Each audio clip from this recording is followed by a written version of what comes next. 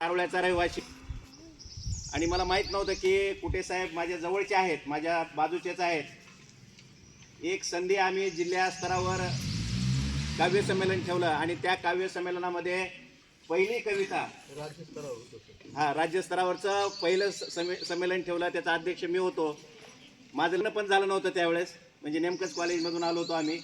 आणि त्या पुरस्कारामध्ये प्रथम पुरस्कार आदरणीय कुटे साहेबांना त्या ठिकाणी मिळाला आणि त्यांची त्या ठिकाणी सुरुवात झाली. म्हणजे मला वाटलं नव्हतं की माझ्याच गावचे जवळचे आहेत आणि इतके मोठे होतील, परंतु आज त्यांना संपूर्ण महाराष्ट्र या ठिकाणी ओळखत आहे.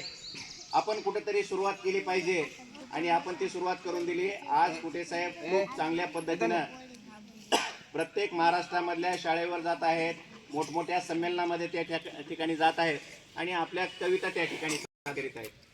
त्यांनी एक कविता सादर केली. मी काही कवी नाही, पण मी सुद्धा 2 पुस्तके लिहिलेत. एक गीत शेती शाळेचे, ते शेतकऱ्यावरच आहेत. एक ते गीत असं आहे, शेतकऱ्याच्या कष्टावर साऱ्या उभारिल्या माड्या, त्यांच्या घामावरी पहा कशा फिरतात या गाड्या, त्यांच्या घामावरी पहा कशा फिरतात या गाड्या.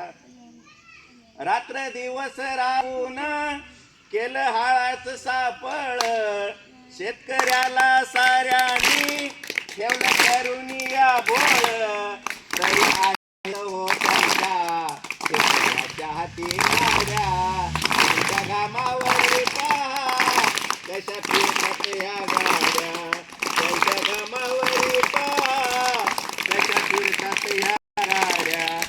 शेतकऱ्याला राहायला आहे युलिसी